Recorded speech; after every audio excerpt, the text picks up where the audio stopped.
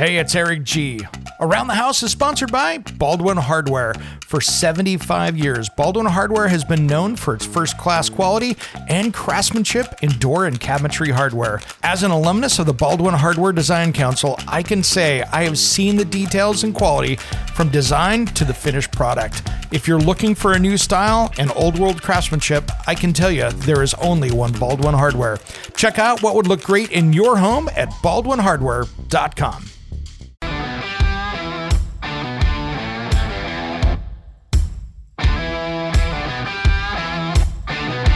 It's Around the House. Now, one of the things, if you're hiring a company to come in and do work, the one company, and I'm going to put on blast right now, the one company I don't trust is the BBB, the Better Business Bureau. If you're looking at references, stay away from that because many times I have seen with my own eyes, and this is my personal opinion, that I have seen contractors pay to hide problems with the BBB. Get an A grade because they paid extra to have that better grade. So do not use that if you're out shopping any of these services out there. That is not the place that I trust because I've seen too many things that went badly because they were able to purchase a better rating. And that to me is a big mistake when you allow that to happen. When it comes to remodeling and renovating your home, there is a lot to know, but we've got you covered. This is Around the House. This segment is brought to you by Root Quencher and rootquencher.com. If you have trees you're trying to water and they're not healthy, you need to get water right to the roots. And you know how you do it? Root Quencher. Check out rootquencher.com. Save some money and have healthier trees. Welcome to the Around the House show. This is where we help you get the most out of your home through information and education. Thanks for joining me today. We are going to dive into bathrooms and bathroom remodeling and update tips. You know, this is one of the most common projects that we see out there because many homes have multiple bathrooms, right? So you have one kitchen generally, and it's pretty easy to have two bathrooms in a house, or at least 1.5 bathrooms. And bathrooms are really expensive to remodel. So any tips that we can probably help you might be able to help you get a little more life out of it before having to spend big dollars on a project. So a couple things I want to talk about is with any DIY project, planning is key, right? That is a huge deal. And the bathroom is just the same. And you don't want to get things out of order because you don't have to do a project twice. So first, what I want you to do is I want you to do some detective work before you start any of these projects and figure out some basics. Look around and see if there's anything leaking or causing any water damage. You know, get up underneath if you can and see if there's a leak underneath that shower or bathtub. Is it under a crawl space or a basement that you have access? Can you look up through a light fixture on the floor below and see if there's anything up there? Because there's no sense going through and doing an update if you've got a problem that you're going to have to tear it out anyway just to fix that. So doing a little work, seeing if you have any water damage, mold. How bad is it? You know, is the floor in front of the tub pretty hammered or the shower hammered? Is it soft? You know, is that old 1970s shower leaking in behind? Do some detective work.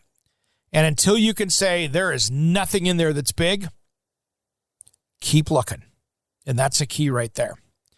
So once you've got that done, the next thing I want you to do is let's get into health and safety here for just a second in a bathroom because it's a key piece here.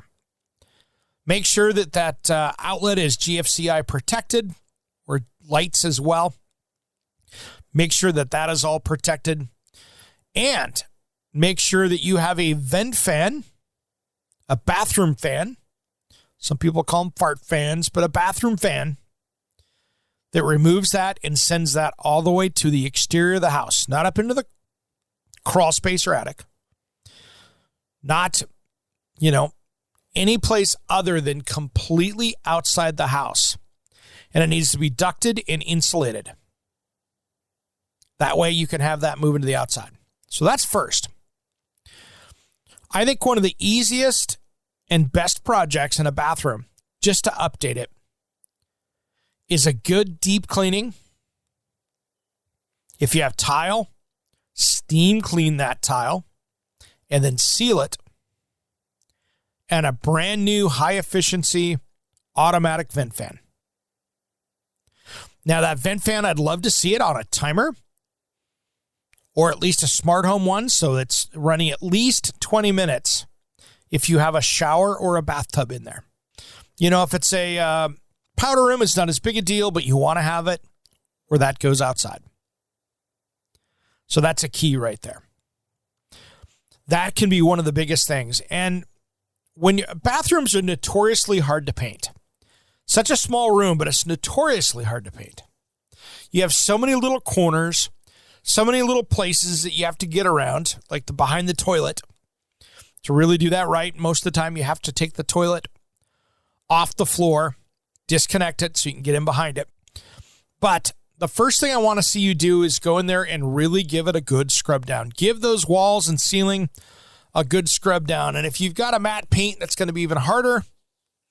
But really give that a good scrub down in there. Get all the chemicals that are on the wall, all of the junk and mildew and stuff that's hiding up there. Give it a good deep clean before you do it. Don't just prime over the top of it. You want this to adhere. The last thing you want to do is have any kind of mold or mildew growing underneath it. So go through, get it all prepped. Cleaning is key. Good primer, good paint. Again, it's like the kitchen, making sure you got that good primer on there. And I'm not talking all-in-one primer and paint. No, put a good adhesion primer on there and then hit it with your good quality paint. That's meant for bathrooms. You know, make sure to get something that's meant for humid and moist situations like that. You know, if it's a powder room, it's not as big a deal if you don't have a shower or, you know, it's a half bath or something. But any place that's steam producing, make sure you've got a good quality paint in there. And like I said, ventilation is key. Making sure you have that. You know, and that's part of this is if you've got grout in there, you know, you can go down to your tool rental store and rent a steamer where you can go through and steam clean all of that grout. That's if you hire one of those, the professional treatment guys to come in there. And I say guys as a company. If you go in and do that, it's really easy to go through and steam clean it and scrub it, let it dry, and then seal it. You can change a complete look of a bathroom if you have a light grout and it's getting nasty and dirty. Now, the secret, though, afterwards, after you've got that clean, if you want to get it clean, is to make sure that you've got great airflow in that bathroom. So if you've got a big fan in, make sure you've got space under the door for air to come into that space. That's called makeup air for that room. So making sure that there's enough air coming into there. If you've got a really tight door that's a 1/4 inch off and you've got a 100 CFM fan, think about trying to pass 100 basketballs of air every minute. You need to have enough room in there to get that going. And that'll be a key for having a really good space. So work on that. That's a good one right there. Now, one of my favorites in a bathroom, especially if it's like a hall bathroom and it's got maybe a vinyl floor, coming in and putting a waterproof flooring surface in there. Maybe it's a luxury vinyl plank. Maybe it's installing a new tile floor or putting in any one of the different sheet vinyls in there. There's a lot of great things you can do, but I tell you what, the one thing that I enjoy the most on a floor is a heated surface. Now, if you have a tile floor in there and you've got a shower, that also keeps it dry in there too, because you could actually have the fan going for 20 minutes. You know, you wipe up any big water spots down there, and then you can let that dry out with the heated tile floor doing its work. So it does really reduce the chance of mold in there if you've got ventilation, because you're just removing that from there. Once it's turned into steam, once it has evaporated into the air, then the vent fan can grab it and get it out of the building. So I think that's a key right there to having a good floor. And tell you what, it's worth the extra money to have that circuit. You know, you'll need a 20 amp circuit most likely in there, but it's a good time to do that upgrade. And man, that tile floor is a huge one. Now, when we come back here, I want to talk about toilets for a minute. And this is a key one. And if you've ever watched South Park, if you're a South Park person, I hope you've seen the Japanese toilet episode. It will make you die laughing. It's funny. And I love it when comedy comes into home improvement because it makes for something funny. But definitely something for you to tune into is that. Go search that out on your favorite streaming device. Find that. It's a good laugh, I can promise you. All right, we'll come back. We're going to talk toilets and bidet toilets just as soon as Around the House returns.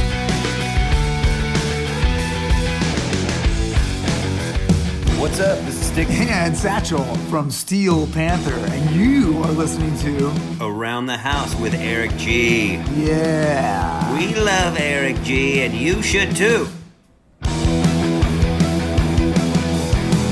When I'm down, I make a call. Got the number written on the wall. Frost is busy, then I try again. Welcome back to the Around the House show. This is where we help you get the most out of your home through information and education. This episode, we've been talking about the cost-effective bathroom remodel tips, not just gutting it, but just some of these newer little, just little projects you can take on in your bathroom to really make it more valuable, make it more enjoyable, and make it a better space. And I wanted to talk about toilets for a minute because, toilets, again, are one of those things that you get what you pay for. I think one of the worst things you can do is run down to your local home center and buy the name brand toilet that's cheap, because a cheap toilet costs you more money in the long run because they're not meant to flush very well. And toilet technology has come a long way, and you've heard me talk about it here before if you're a regular listener, so I appreciate you tuning in. But stay away from those cheap toilet models because, for instance, I cut one apart for my TV show Around the House Northwest, which you can grab. If you want to catch the videos over there, you can catch this over, go to YouTube, go at Fox12, and it's Fox12 Oregon is where we're at. Go over there, and you can just find the Around the House playlist and find it there, so you'll see what I talked about when I did this. But I cut a toilet in half, and my buddy William helped me do that. But when you look at a cheap toilet on the inside, you have that shiny white porcelain on the outside. You want that porcelain to go all down throughout the trap area. Cheap ones typically don't have that. And because of brands like Toto, they have really pushed the American manufacturers, and Toto's made out of Japan. They are I think still the largest toilet manufacturer in the world. I believe they do more toilets than American Standard and Kohler combined, which are two big American brands. But really, when you get a good quality toilet, which is about $300 on up, you get something that's going to be more easily flushed. You get something that's going to get clogged up less, and something that's going to last a lot longer and stay cleaner because they put a better finish on it. Now, if you want to ruin a toilet and the finish on it, make it harder to clean, pour bleach in it. Grab that gallon of bleach, pour it in there, swirl the brush around, and if you want to etch the surface of that and make it so the dirt or anything else, and we'll leave it at that, likes to stick to it more, etch it with bleach, because that's what you're doing. If you buy like one of the new Toto toilets, for instance, if you buy one of those, many of them, and ask your local plumbing dealer when you look at this to see if they have one of their nano coatings on the top side of it. What they've done is they've done their high-quality porcelain, and then they put a secondary finish over the top where really nothing sticks. It's like a non-stick layer to that. And what's cool with a non-stick layer is that it makes it easier to clean. They're almost self-cleaning. Now, I don't know if you've watched, if you're a South Park purveyor or if you like comedy, make sure you watch the Japanese toilet episode. It's funny, it's wrong, but it's hilarious. And this is one thing I recommend to everybody. When you're doing a bathroom model or you're doing some electrical in the bathroom, make sure and put that circuit, GFCI, right close to the toilet down low. So that way you have a place to plug in someday a bidet toilet seat or a bidet toilet that need power. If you're looking at a bidet toilet seat that does not require power, I would run away.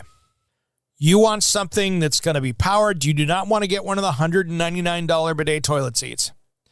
Because guess what? It's going to operate like a bidet toilet seat. You want the heated seat. You want the remote control. You want the warm water. I did one a few years ago, probably 5 or 6 years ago, actually, maybe 5 years ago, where we took a bidet to one of the $100 bidet toilet seats and hooked it up. You had to hook it off the warm water line off of the sink. So you had to run a little hose all the way over to the toilet. And then when you turned it on to use it, it took a long time to get any kind of warm water there. That is the last thing you want in a bidet toilet seat or a bidet toilet. So making sure that they have an unlimited supply of warm water, that they've got a fan with a charcoal filter on it, and some of those basics will make your life a lot easier. But really, the first thing is making sure that you put an outlet back there. So if you're doing a remodel and you need to run power for something, add that to your list of things that you can do to make that worthwhile. And yes, there are $179 home center toilets.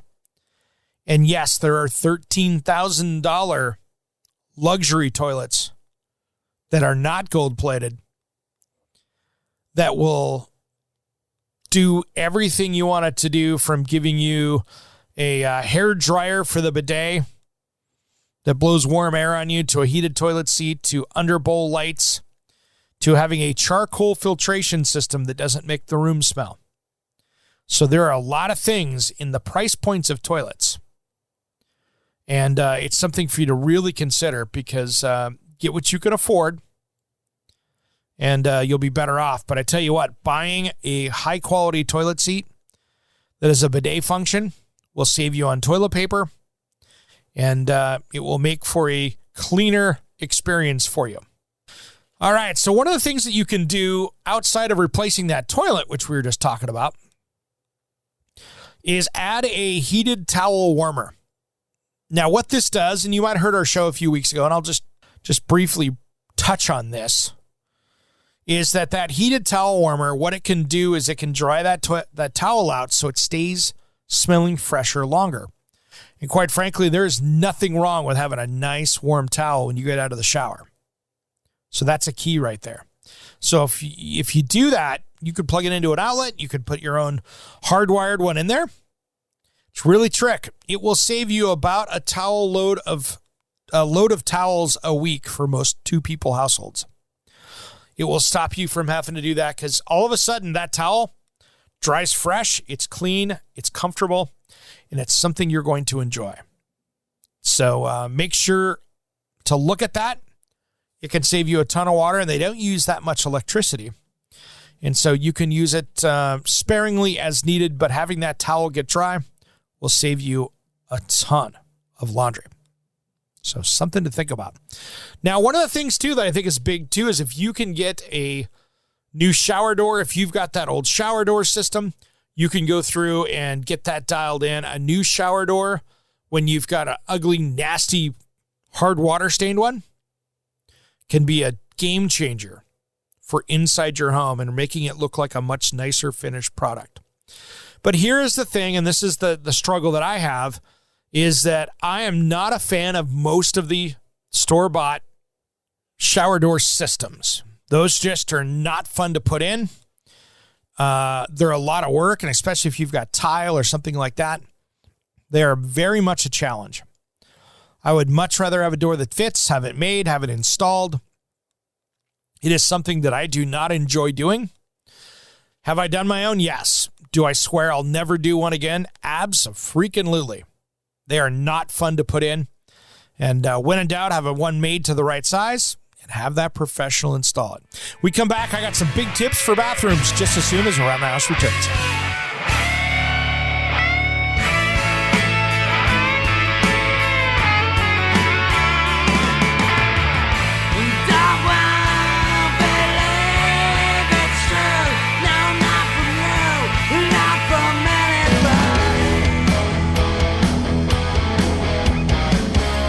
Hey, this is Ron Keel, the Metal Cowboy from Keel, the Ron Keel Band and Steeler. We are rocking Around the House with Eric G. Raise your fist. Welcome back to the Around the House show. This is where I help you get the most out of your home through information and education. We have been talking about cost-effective bathroom remodeling tips, things you can do around that bathroom to make it a little bit better. make it a little more enjoyable without having to gut it. Now, here's one that I think is a really cool one, especially if you've got that 70s or 80s home with the really low, like 30, 31, even 32-inch high vanities. You know, the standard vanity height has moved from that low side up into kitchen cabinet height, which is now 36 inches. That is kind of the new standard for bathroom vanities. Well, in the 70s, you saw them being desk height, which was down at 30 inches, which is horrible. It is really tough on your back. And that is something that how we do bathrooms these days, having a bathroom vanity 6 inches higher is important. Now I get something, you know, having a shorter vanity if you've got kids or something like that. I mean, that's one thing. But just always remember when you're designing out those remodels for kids, they're only going to be that way for just a number of years, handful of years. So if you're going to buy time to do it and just going to leave it that way, cool. Maybe you want to wait to get that dialed in maybe later and get that really kind of updated and leave those lower vanities for a couple of years until those kids get much taller. And they grow quick, as you know. Those times go by fast, so you might want to wait a little bit. Or just get a nice little stool like everybody else does, and the kids will do fine. So just something to think about with vanity heights. Now, if you want to tackle a smaller project that costs a little bit of money, but it's not the price of a remodel, you can go through and change out that bathroom cabinet, countertop, sink, faucet. It is a complete game changer of the entire look of the bathroom. It's a major update. Now, here's one thing I'd like to mention too, and this is where I think it's really important when you're out shopping for fixtures. So if you're like, hey, I'm going to do some upgrades. I'm going to put a brand new shower valve on, a new faucet. I'm going to put on some new stuff. Please make sure and use all of the right brands in series of it so they all match. That's huge. If you can do that, we're golden. I want all the towel pieces. I want your towel bars. I want the faucet. I want the bathroom vanities, hardware, all that stuff to play well together. Now, you can have two different colors and go kind of, so you're not too matchy-matchy and have two colors, but I want to see all of that stuff match and come together. That is going to look really good. It needs to play well together. If you have a chrome faucet and a gold shower valve and black hardware and oil rub bronze toilet paper, it looks like you're at Liberace's yard sale, and it doesn't match. So you want to make sure that you've got everything matching within that space. And like I said, if you've got a two-tone faucet, you can use those two tones around, but use the same brands when you can. That's going to be super important. So you can put that together. That's going to be a big key for making this look cohesive and planned out. Now, there are companies out there, like some of the more common ones, like the Deltas and the Moens and stuff, that you saw those pieces being used in the 80s and 90s. They do make some trim kits to upgrade stuff. So do a little research online and see what styles they have. Sometimes those old classic fixtures, you can actually do a nice little update there, and that goes a long way. Now, next up here, I really wanted to talk about, you know, some larger projects that aren't that expensive, but they're a little bit more work. New lighting. That lighting upgrade can be huge. If you just have that bathroom light over the top of the sink and that's it, and maybe you don't have a light in the vent fan, maybe there's no overhead light, and you're trying to increase that lighting, with today's LED lights, it's really not that hard to be able to go in there and extend out and put a couple LED lights in that room. You know, sometimes putting one that is rated for over the shower, you can put them up there if they're if they're rated for steam and they're rated to go over the shower. Those enclosed lights, they'll say that they're approved for that. But you can add in a couple lights in there and change the entire look. That's the beautiful thing about lighting. Make sure, of course, you have the same color temperature as the bulbs in the vanity light. But really, new lights, updating those lights, and adding lights is good.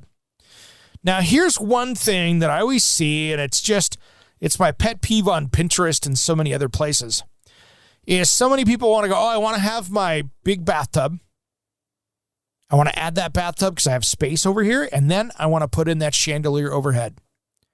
I seriously hope you have a nice tall ceiling, because it is against code to have that hanging chandelier over the top of the bathtub. Why? Because you don't want to be standing in water and touching an electrical appliance over your head. So that has to be taller so you can't touch it. But if you've got an 8-foot ceiling and you want to put a chandelier in, guess what? You're not going to be able to put that over the bathtub. You're going to have a much taller ceiling to make that fit and look well. So you can't, even though you'll see pictures everywhere. And yes, I have seen projects where the contractor says, hey, it's up to you. I'll put an electrical box over the top with a cover plate on it. And when I'm out of here and moved out, if you want to put a light in, go ahead. I can't do it for you because it's not building code and it's a safety issue. I've seen people do it, but it doesn't mean that it meets building code, because that is a dangerous situation when you start mixing electricity and water together. And all it takes is for somebody to reach up and slip or try to steady themselves, and you've got probably a fatal situation there that nobody wants to see happen. And that can be really dangerous. So no putting hanging fixtures over the tops of bathtubs. It's a really bad idea. Now, another thing that's really smart that I see people doing is as another little upgrade is adding, as they're doing other electrical work in the house, maybe doing a panel upgrade, putting in another set of outlets in there on a different separate circuit. So maybe you've got, the kids. It's very easy if you've got kids in the bathroom that are teenagers, 2 of them, 2 sinks, and they're both trying to use curling irons and hair dryers. Guess what? It's pretty easy for those to kick that breaker or GFCI out. So first, make sure that you've got one that's working, because when those things wear out, they kick easy. So maybe it's not the hair dryer. Maybe you've got a GFCI outlet that is worn out. They last about 10 years max. So if it's a little bit older, it's a little bit discolored, might be a chance to replace that and see if that solves the problem before you put in another circuit. But if you're really going to drop another circuit in, I tell you what, it's a good way to go, because now you have 2 different circuits up there and it's got 2 different feeds. So if you've got 2 different kids, or maybe it's somebody, a parent and a kid that's in there at the same time getting ready in a smaller house, these are things that can make it much easier and really make it kind of solve some of those problems that you have with electricity. And that can be a big one there. And so that added power, at the same time, if you're doing it, you can add one behind the toilet like we talked about earlier. So you have an option down the road for a bidet toilet seat or a bidet toilet. So something to consider. One of the other projects too that we've talked about a little bit, and we'll talk about it here and more so in the next segment, but painting and finishing those cabinets and maybe doing an upgrade there is kind of nice. Not having to replace those. If the vanity's in decent shape, you just want to change colors. Sometimes painting it can look really good. And we'll talk about some of those steps coming up. But that can be a good saving grace, especially if you've got like old dated hardware that you want to fill in because it's got a weird handle, where it doesn't work well. So sometimes you can go through and actually fill those and do it. Now, here's a secret. Before we get into that, I want to throw this out there. One way I have done this when I've wanted to change out vanity hardware where there's a weird drill pattern that I can't find the right hardware, I have hired a furniture repair person to come out and fill those small number of holes and airbrush grain and stain match it.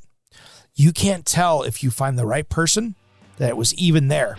So that few $100 might be cheaper than a new vanity, especially if you like the look, and then you could put on the hardware you want. Stick around the house. We'll be right back after these important messages. Don't go anywhere.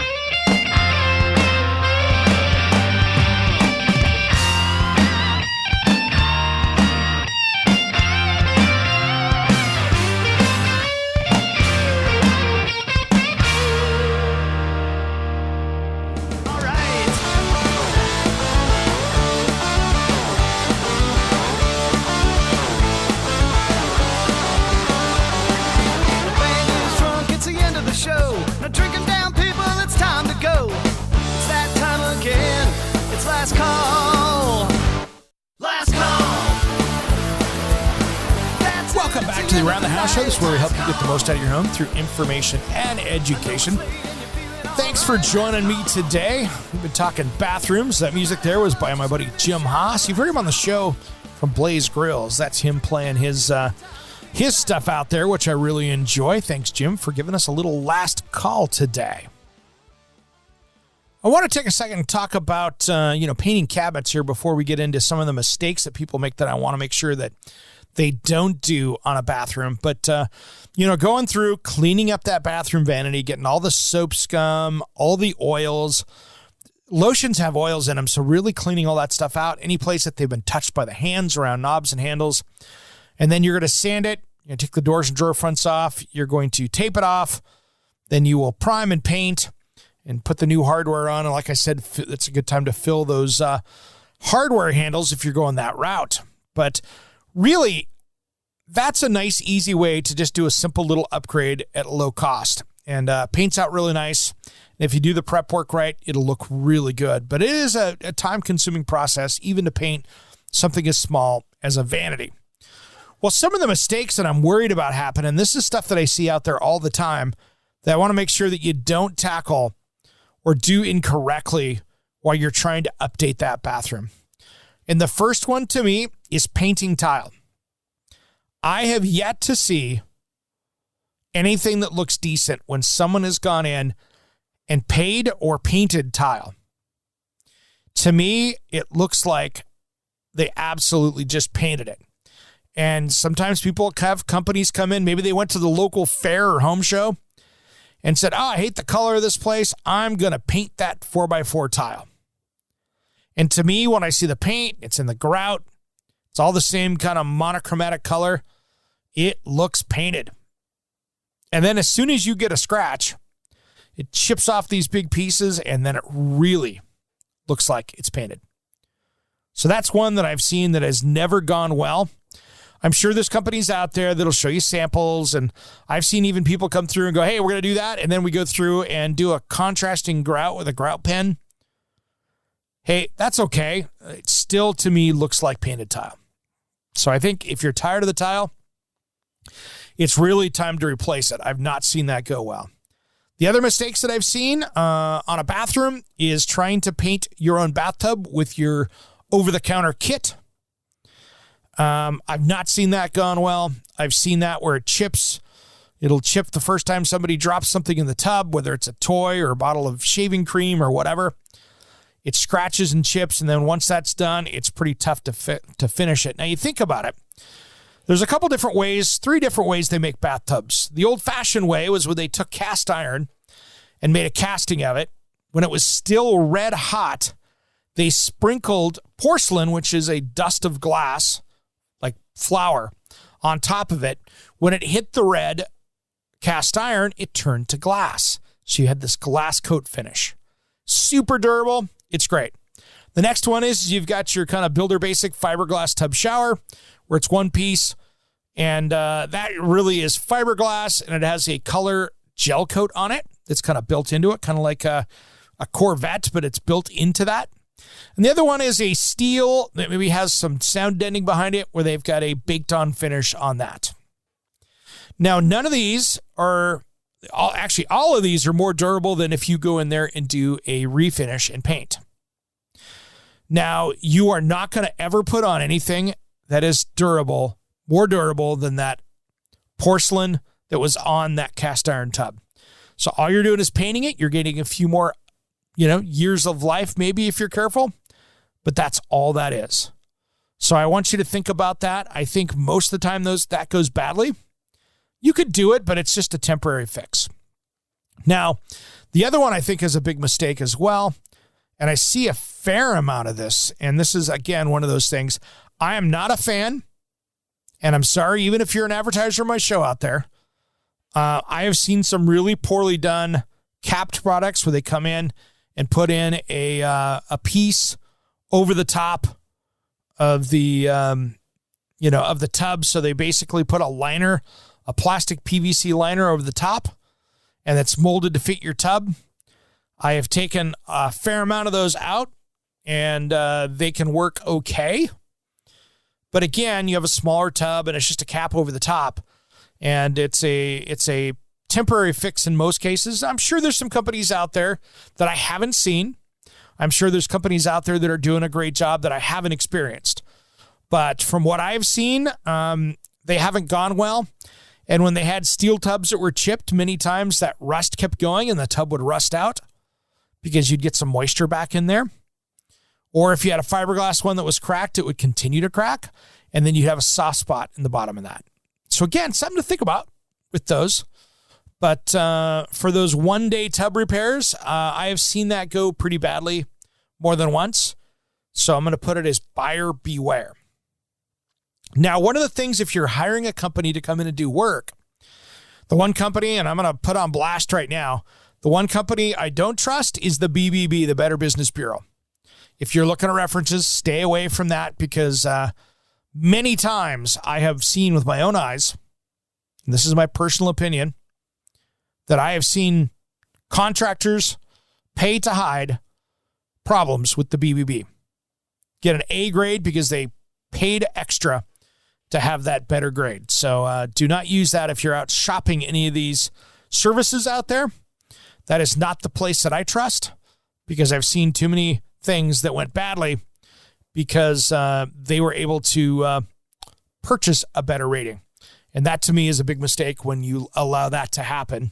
And if you Google search, there have been a lot of, I think it was 2020, back 15 years ago or something, they did a whole expose on that on the news that is a worthwhile watch because there were places like Wolfgang Puck and Disney that had F ratings because they wouldn't pay up and keep their accredited ratings. So it's something to be very careful with. I do not trust them. I did not bring them into construction, and it is not a reliable source in my opinion. So another thing here too, let's get back to this bathroom stuff, is we want to be healthy with what we're doing in there. So the other thing that I'd like to see happen is that you're watching the chemicals you use. And what's the best way to do this actually? Before you start any project that you're remodeling or fixing up that bathroom, please have your water quality issues resolved before you start. And I want soft water that's balanced, not too acidic, not too caustic, because all the money you spend can be quickly ruined by bad water. So take the time before you start that bathroom project. Make sure that you have your water tested.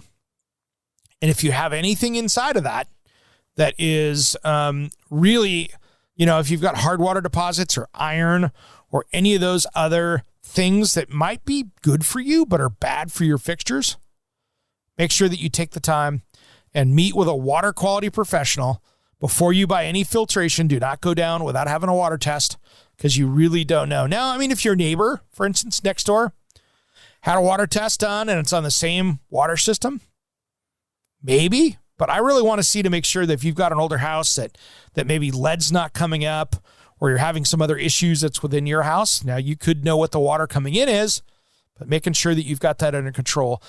That hard water and water quality issues is the biggest destroyer of bathrooms and bathroom fixtures because of the deposit it leaves and how it makes it look horrible. And it makes it harder to clean because those things now are easily stained because they're not a sealed surface like you see with tile, porcelain, and something like that. So that's a key right there. So making sure that you have water quality issues, dial it in.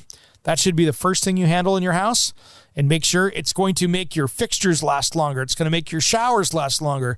It's going to make you use less soap. It's going to make your water heater and your ice maker and the refrigerator, all these things will work better when you have that water quality issues taken away. Those issues are gone, you're in a better place. All right, those are my quick tips on bathroom remodeling. And when you're ready to do a bathroom remodel, bring that designer in and talk with them about what you want and what you do, and try to reimagine that space and see if there's a better way of doing it. Because when the builder built it, or the last person that remodeled it, there might be a better way. All right, everybody, that's the end of the show. Thanks for tuning in. We'll see you soon. Thanks for listening to Around the House.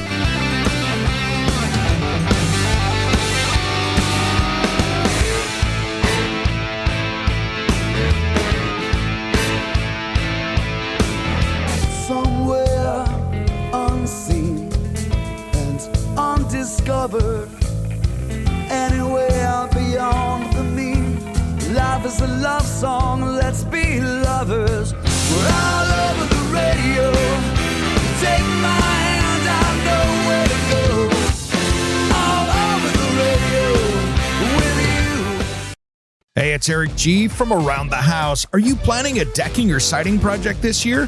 If you are, you've got to check out my friends at Millboard. Millboard is a completely different kind of composite decking and cladding that enhances outdoor spaces with enduring distinction. Hand molded from the finest oak, it realistically mimics the natural grain and color of premium hardwood. If you're looking for something that doesn't look like plastic and instead real wood, check out millboard.com. Make sure and check out that interview we did just a few weeks back. That's millboard.com.